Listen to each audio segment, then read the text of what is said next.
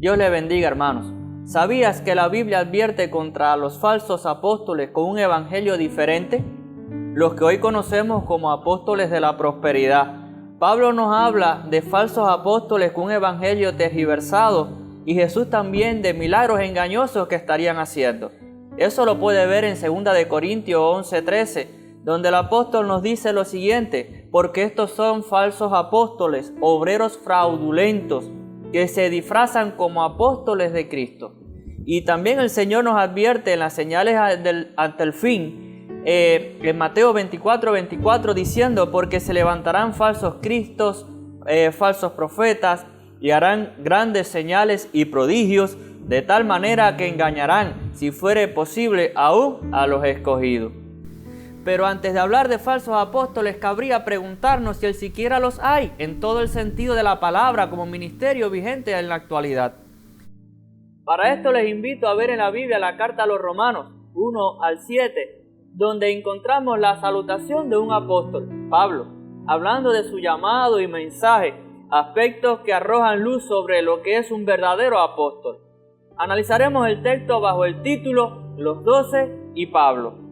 Lo he titulado así porque, como veremos, apóstoles de Jesucristo propiamente como tal, solo fueron los 12 y Pablo, como testigos oculares de su resurrección y voceros autorizados para establecer la doctrina escritural del Nuevo Testamento en la iglesia. La carta a los romanos fue escrita por Pablo por el 56 después de Cristo, en Corinto, al cierre de su tercer viaje misionero. Esta era una iglesia que no había sido plantada por ningún apóstol. Se piensa que surgió a raíz de la predicación de Pedro en Pentecostés, donde habían judíos y prosélitos romanos.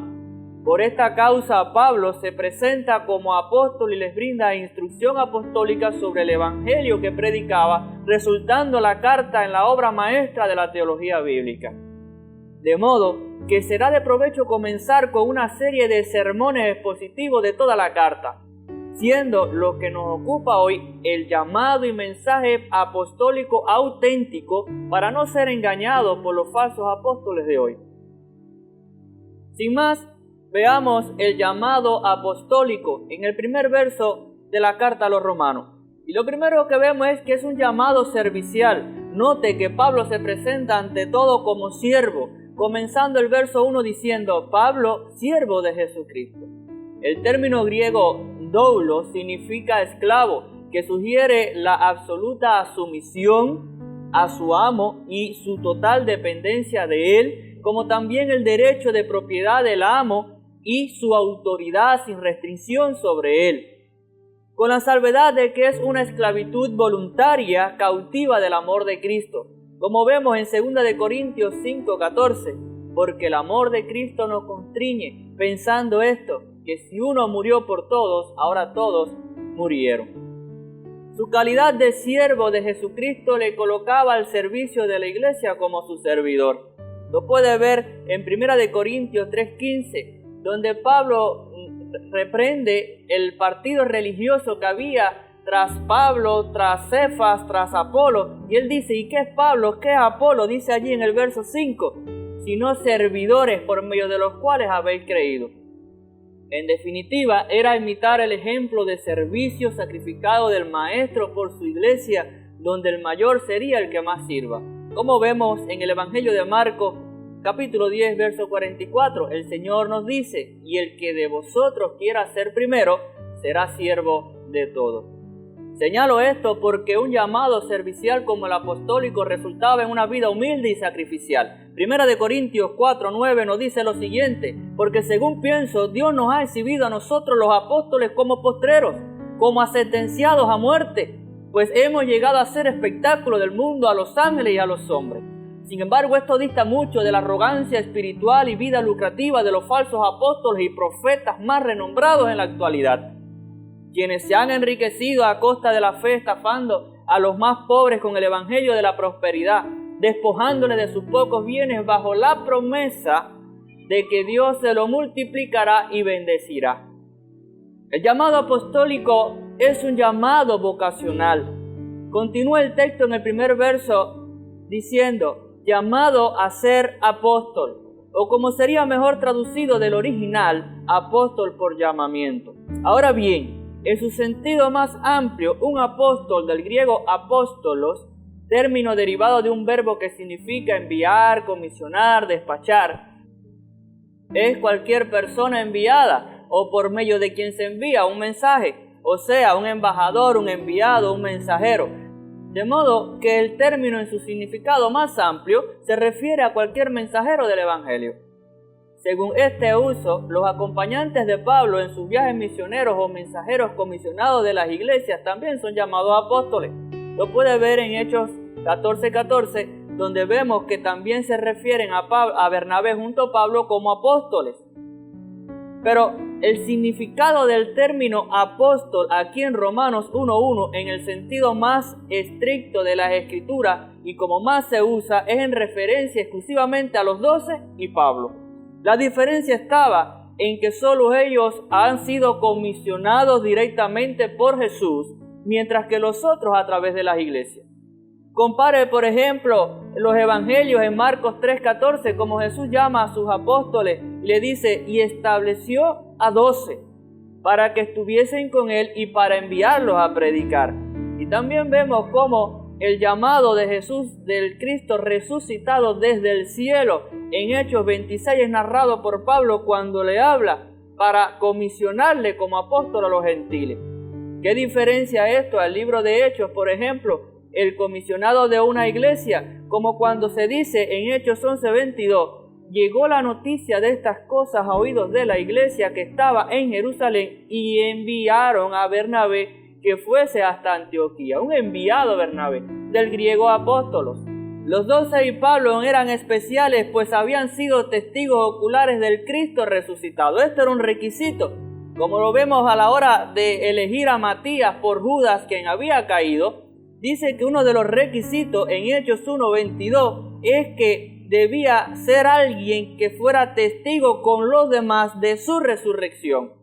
Y en 1 Corintios 15:8 nos dice que al último que se le apareció resucitado, y dice Pablo, como un abortivo, fue a mí, refiriéndose Pablo a su persona. Y por tanto, los más calificados para revelar la persona y obra de Cristo como el fundamento doctrinal para la iglesia, bajo la inspiración del Espíritu Santo y certificación de milagros. Podemos ver en el Evangelio de Juan de cómo Jesús le prometió el Espíritu para que les recordara las cosas que debían después llevar por escrito acerca de él. Como también vemos que el hecho de que hubieran señales y milagros en el apóstol Pablo era algo que le distinguía como apóstol, en 2 Corintios 12:12. Y en Efesios 2:20 nos habla de cómo es que el fundamento doctrinal de la iglesia se asienta sobre la doctrina de los apóstoles y profetas, siendo la piedra del ángulo principal Jesucristo. Los 12 y Pablo fueron apóstoles llamados para desarrollar ese oficio en particular de por vida como su vocación o profesión. Pero es un llamado divino. Según Pablo, había sido apartado, es decir, destinado, designado para el Evangelio desde el vientre de su madre, como puede leer en Gálatas 1:15. Y fue de Cristo que había recibido el apostolado. En Romanos 1:5, más adelante nos dice, y por quien recibimos la gracia y el apostolado, refiriéndose a Jesucristo. De modo que uno no se puede llamar a sí mismo autodenominándose apóstol, es un llamado divino. Ahora bien, para responder a la pregunta de si el ministerio apostólico sigue vigente ante lo visto, es obvio que no en la manera de los 12 y Pablo, porque ya nadie cumple esos requisitos. Es solo en el sentido más amplio del término, que significa enviado, que hoy tenemos a los misioneros, quienes comisionados por las iglesias llevan el evangelio a otras partes del mundo como representantes del mismo. Sin embargo, su autoridad no es como la apostólica exclusiva de los 12 y Pablo, no pudiendo poner otro fundamento doctrinal que el recibido de ellos en el Nuevo Testamento. Esto lo advierte el apóstol Pablo en 1 Corintios 3, del 10 al 11. Dice, conforme a la gracia de Dios que me ha sido dada, yo como perito arquitecto puse el fundamento, y otro edifica encima, pero cada uno mire cómo sobreedifica, porque nadie puede poner otro fundamento que el que está puesto, el cual es Jesucristo. Aclarando de paso, por una cuestión de orden, que los misioneros como profeta y todos ministerios de las iglesias locales en la actualidad están subordinados a los que quedaron como máximos responsables de las mismas, es decir, los pastores maestros, como en Hebreos 13:17 se exhorta a la iglesia diciendo: obedeced a vuestros pastores y sujetaos a ellos, porque ellos velan por vuestras almas como quienes han de dar cuenta. Hermanos, de un análisis del término apóstol y su uso variado en la Biblia, debemos decir que no hay apóstoles enviados por Cristo mismo en la función y autoridad de los 12 y Pablo. Más bien hay misioneros enviados por las iglesias o a través de las iglesias en una función subordinada de menor autoridad a los 12 y Pablo, y están sujetos a los pastores. Ya nadie cumple los requisitos apostólicos de los 12 y Pablo. Sin embargo, agentes satánicos tratan de imitarlo, diciendo que han visto a Cristo resucitado y que les llamó, incluso haciendo falsos milagros, algo de lo que se nos advierte ya en la Biblia que pasaría, como en 2 de Corintios 11 del 13 al 15 nos dice: porque estos son falsos apóstoles, obreros fraudulentos, que se disfrazan como apóstoles de Cristo. Y no es maravilla, porque el mismo Satanás se disfraza como ángel de luz, así que no es extraño, así también sus ministros se disfracen como ministros de justicia, cuyo fin será conforme sus obras. Y en cuanto a los milagros, en 2 Tesalonicenses 2 del 9 al 12 nos dice de que el inicuo vendría por obra de Satanás con grandes señales, milagros y prodigios mentirosos para engañar. Y nos dice también el Señor que al fin de los tiempos muchos le dirán: Señor, en tu nombre echamos fuera demonios, hicimos sanidades, profetizamos. Y el Señor les dirá: apartaos de mí, hacedores de maldad. Entonces, ¿cómo identificar a los falsos apóstoles? ¿Cómo lo identificamos? Bueno, en el texto hay algo que no pueden imitar y por lo cual quedan al descubierto, y es el mensaje apostólico, que seguiremos viendo en la carta a los romanos en los versículos del 1 al 4. Primero nos dice que es el evangelio de Dios. Véalo al final del primer verso, lo cual se refiere a que no es un evangelio o noticias o palabras humanas inventado por hombres, sino más bien las buenas noticias de Dios de salvación para la humanidad en Cristo. Así vemos en 1 de Corintios 2:13, nos dice el apóstol: lo cual también hablamos, no con palabras enseñadas por sabiduría humana, sino con las que enseña el Espíritu, acomodando lo espiritual a lo espiritual. Es decir, que no eran sus palabras, sino las palabras de Dios. Es el evangelio bíblico.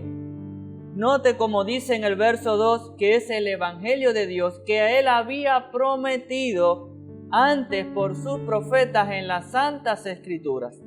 Dos cosas se derivan de aquí: la unidad y continuidad del Antiguo y Nuevo Testamento, con una revelación progresiva de la historia de la redención que va de la promesa al cumplimiento, de modo que el Nuevo en el Antiguo estaba contenido y el Antiguo por el Nuevo es explicado. Así que son las buenas noticias de que Dios ha cumplido sus promesas del Antiguo Testamento de salvación en Cristo, como lo narra el Nuevo Testamento. Lo otro es que los apóstoles eran predicadores expositivos de las Escrituras. Siguiendo el ejemplo del Maestro, demostraban cómo Jesús había cumplido las profecías y promesas de los planes y propósitos divinos en el Antiguo Testamento. Como vemos en Lucas 24:27, que Cristo, una vez que resucita a los dos discípulos camino de Emaús, les decía, comenzando desde Moisés y siguiendo por todos los profetas, les declaraba en todas las Escrituras lo que decían de él. Así remitían a sus oyentes a las Escrituras como confirmación de sus experiencias y enseñanzas de Jesús. Como vemos en 2 de Pedro 1 del 18 al 19, nos dice: y nosotros oímos esta voz enviada del cielo cuando estábamos con él en el monte santo. Está hablando de su experiencia como testigo ocular.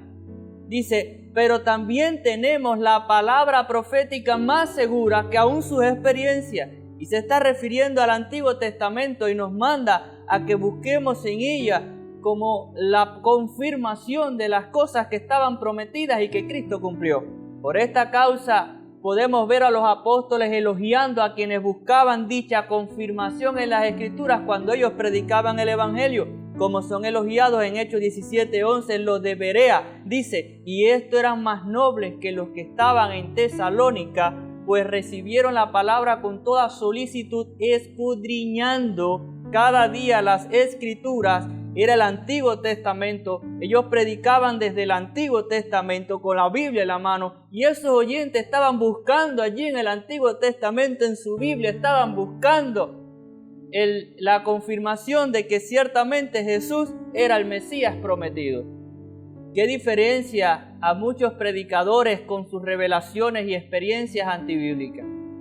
Pero los apóstoles no solo predicaban un evangelio bíblico, sino que es el evangelio de Jesucristo. Según leemos en el texto, los versos 3 y 4, que es acerca de su Hijo, nuestro Señor Jesucristo, que era del linaje de David, según la carne, que fue declarado Hijo de Dios con poder, según el Espíritu de santidad, por la resurrección de los muertos. La predicación apostólica era cristocéntrica. Así lo leemos en Hechos 5:42. Dice, y todos los días en el templo y por las casas no cesaban de enseñar y predicar, ¿qué cosa? Dice el texto, a Jesucristo. En nuestro texto nos presenta una cristología con la unidad sin mezcolanza de las naturalezas humana y divina en la persona de Jesucristo y su oficio. El Hijo de Dios asumió la naturaleza humana sin dejar a la vez de ser divino, absteniéndose del uso pleno y constante de sus prerrogativas y poder. Se hizo hombre para poder ser el sustituto perfecto del hombre pecador y en condición humana se humilló hasta la muerte de cruz. Durante su estado de humillación, su majestad, con que anteriormente reinaba desde la eternidad, estaba vedada hasta que con la exaltación de su resurrección resurgió con más claridad, reinando ahora en calidad de mediador como el Dios hombre. Podemos ver los estados de humillación y exaltación en Filipenses 2 del 5 al 11, de cómo Él deja su gloria celestial y se humilla como siervo haciéndose hombre hasta muerte de cruz y luego por la obra de expiación es exaltado hasta lo sumo luego de su resurrección. Todo esto fue por medio del poder del Espíritu Santo. Y la mención de que era del linaje de David que leímos le identifica como el Mesías o Rey divino por medio del cual se cumplirían las promesas de salvación para el pueblo de Dios. Como leemos en Jeremías 33 del 15 al 16, en aquellos días, en aquel tiempo haré brotar a David un renuevo de justicia y hará juicio y justicia en la tierra. En aquellos días Judá será salvo y Jerusalén habitará segura y se le llamará Jehová justicia nuestra. Podremos identificar a los falsos apóstoles por su mensaje. Como podemos ver, el mensaje del apóstol Pablo es de parte de Dios conforme a la Escritura tratándose de Jesucristo. El énfasis está en la persona y obra de Cristo de perdón para la reconciliación con Dios, porque se trata de una relación más que de los beneficios terrenales. Como podemos ver en Juan 17:3, en qué consiste la vida eterna, Jesús dice en que te conozcan a ti, el único Dios verdadero, y a Jesucristo a quien has enviado. Esto dista mucho del mensaje de los falsos apóstoles de la prosperidad, con los ojos puestos en los panes y los peces antes que el benefactor. Como la multitud del milagro de la multiplicación de los panes y peces, a quienes corrige Jesús ofreciéndole algo mejor, es decir, a sí mismo como el pan de vida a buscar. Según leemos en Juan capítulo 6 del verso 26 y 27, nos dice, respondió Jesús y les dijo, de cierto os digo que me buscáis no porque habéis visto las señales, sino porque comisteis el pan y os saciasteis. Trabajad no por la comida que perece, sino por la comida que a vida eterna permanece, la cual el Hijo del Hombre os dará, porque a éste señaló el Padre. Y ahí le dice cuál es la comida en el 51, yo soy el pan vivo que descendió del cielo. Si alguno comiere de este pan, vivirá para siempre, y el pan que yo daré es mi carne, la cual yo daré por la vida del mundo.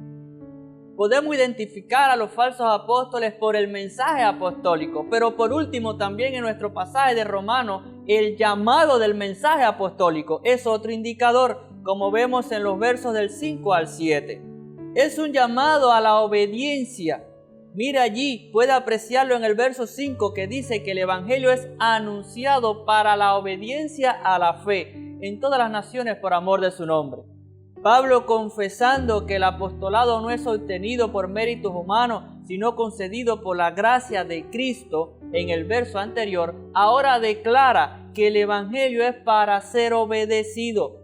Y es obedecido cuando nos arrepentimos y convertimos de nuestros pecados y confiamos en Jesús solamente como nuestra justificación por su obra y no por las nuestras. El cómo somos justificados por la fe en Cristo en una vida de sumisión y confianza en Jesús es el tema dominante de la carta, declarado en los versos 16 y 17 más adelante, y desarrollado en toda la carta, advirtiendo contra la autojustificación para el perdón o el hacer licencia de la gracia para pecar. Lo podemos ver en el capítulo 10, verso 3, donde dice: porque ignorando la justicia de Dios, procurando establecer la suya propia, hablando de los judíos, no se sujetaron a la justicia de Dios.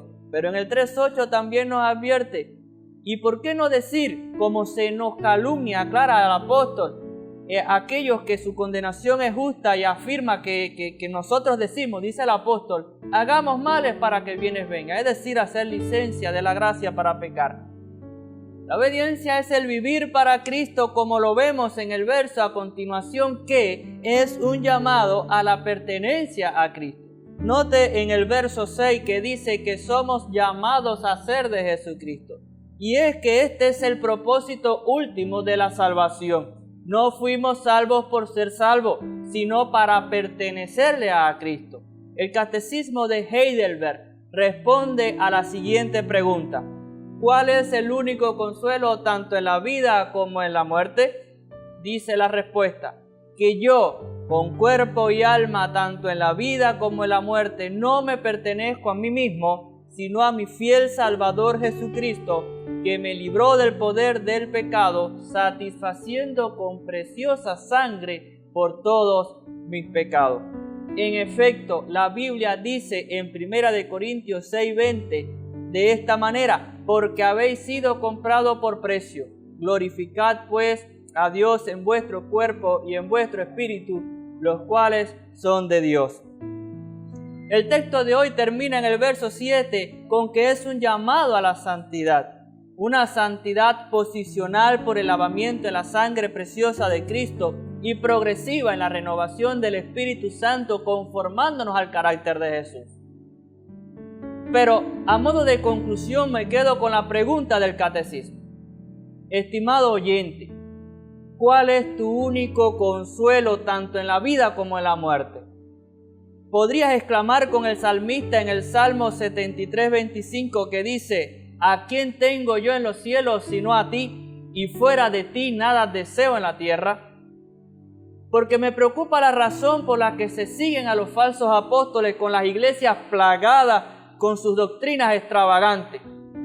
Nos dice la Biblia que llegará el tiempo en que la gente no escuchará más la sólida y sana enseñanza, seguirán sus propios deseos y buscarán maestros que le digan lo que sus oídos se mueren por oír, rechazarán la verdad e irán tras los mitos.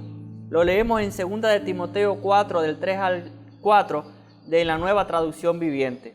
¿Por qué si no se iba a reclamar la vigencia del ministerio apostólico a la manera de los 12 y Pablo? Con un mensaje antropocéntrico centrado en el hombre y un llamado de obediencia interesada para la prosperidad. Me toca denunciar a los falsos apóstoles. De nuestro texto hoy vimos que apóstoles de Jesucristo, propiamente como tal, como testigos oculares de su resurrección y voceros autorizados para establecer la doctrina escritural del Nuevo Testamento en la iglesia, solo fueron los 12 y Pablo. Dios te bendiga.